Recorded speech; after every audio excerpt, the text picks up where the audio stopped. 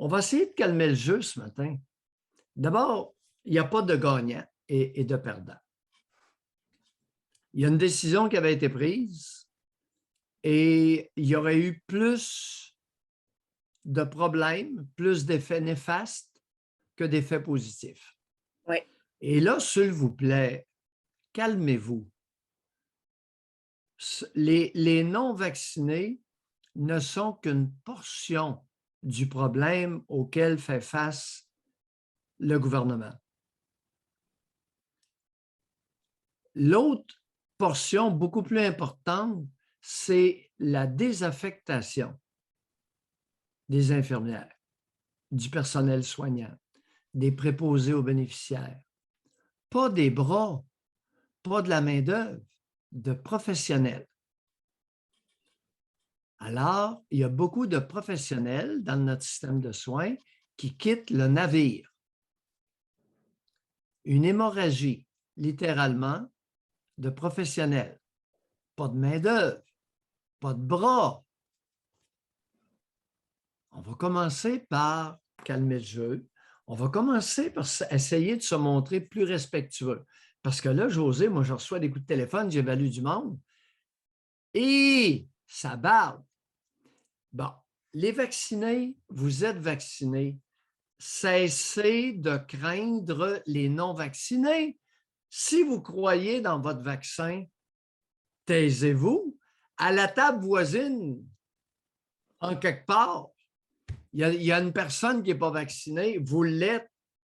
À l'autre table, vous n'avez rien à craindre. Vous êtes vacciné. Votre vaccin est supposé vous protéger de la maladie chinoise. Faut le dire et le redire. Parce que les vaccinés, on me rapporte que pas mal de vaccinés sont hostiles envers les non-vaccinés en milieu de travail. Oui. Alors, calmons-nous, là, puis prenez confiance dans votre vaccin. Autre point, diminuer l'hémorragie de professionnels dans notre système, dans notre navire. J'aime ça l'appeler comme ça, dans notre navire de soins et de services sociaux. C'est un gros navire. C'est un gros navire, il prend la moitié du budget. C'est un gros navire, il prend la moitié du budget du gouvernement du Québec. Il est à la veille de 40 couler. milliards. Bon, alors, on va essayer de stabiliser ça. On va stabiliser ça comment? Il y a une couple de mesures. Il y en a une qui a été prise par le gouvernement et je pense que Dubé a réalisé que ces primes en 2 versements là, de 15 000 $ aux infirmières, il s'est fait montrer un doigt d'honneur. Pourquoi tu penses qu'on ne nous donne pas de données sur le nombre qui se sont prévalus du famélique dérisoire montant de 5 000 $ puis de 10 000 dans un an, peut-être après? OK? Imposable. Coup d'épée dans l'eau. Tant qu'il y aura du TSO, il n'y a pas de mesures qui vont être efficaces. Ce matin, dans la presse plus, vous avez Jessica, une infirmière d'expérience, qui nous dit le TSO, là, j'en ai assez. Et elle nous raconte exactement son vécu personnel, qu'est-ce qui lui arrive sur le terrain avec le temps supplémentaire obligatoire. Alors, ce matin, on va parler des nègres blancs du Québec. Les nègres blancs, ce sont les infirmières, principalement. Alors, c'est un statut d'esclave. Et Jessica, dans la presse plus, raconte très bien l'esclavage auquel elle est astreinte.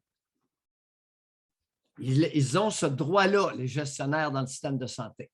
Alors, il faut retirer aux bonnes femmes qui gèrent les infirmières, aux plus sacrants, le droit d'utiliser le temps supplémentaire obligatoire. Josée, j'y reviens. Oui. C'est la première étape.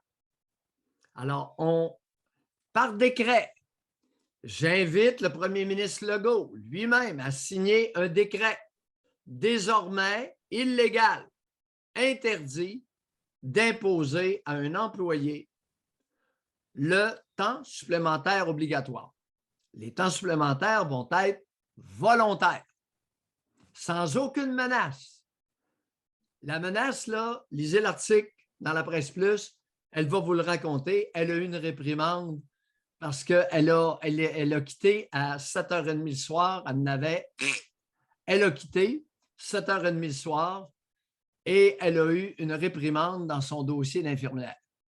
C'est épouvantable, dégueulasse, illégal, immoral, indécent, presque criminel envers les usagers.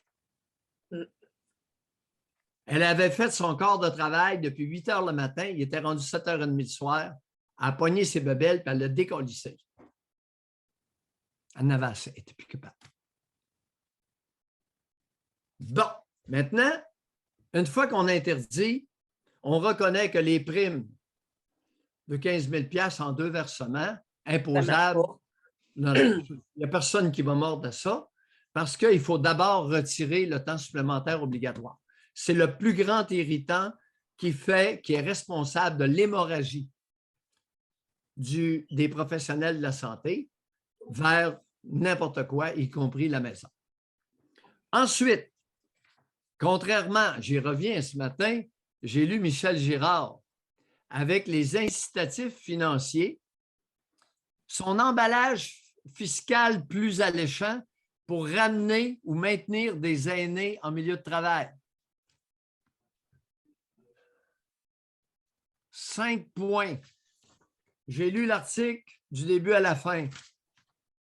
Pauvre Michel. José, un incitatif financier, ça doit être clair, précis et efficace. Qui, les auditeurs, d'abord, qui a lu l'article de Michel Girard dans l'Empire québécois, dans les journaux de l'Empire québécois, et qui l'a compris? Ceux qui font leur rapport d'impôt, comme moi.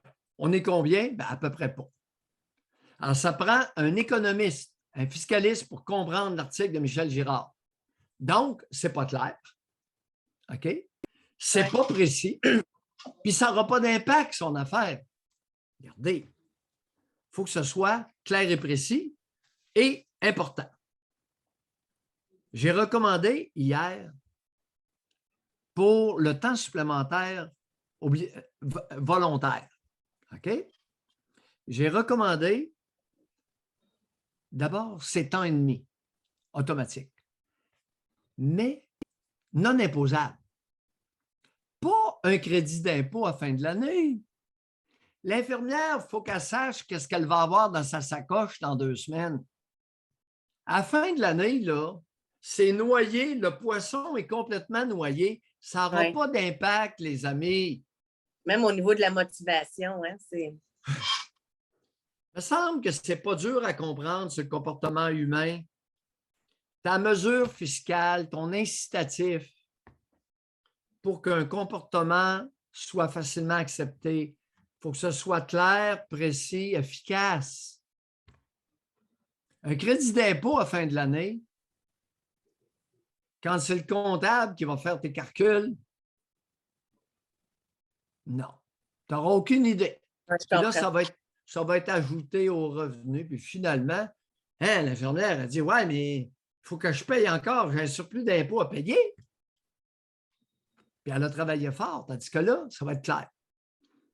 Temps et demi, dès qu'il y a du temps supplémentaire, temps et demi, non imposable. Ça veut dire que sur sa paye, elle va avoir le plein montant. Il n'y aura pas de retenue à la source. Êtes-vous capable de comprendre ça? Que quand une personne n'a pas de retenue d'impôt à la source, elle sait combien qu'elle a gagné? 6 bols! Sur quel ton il va falloir que je le dise? Ça fait wow! Tu sais, comme mesure, comme incitatif, là.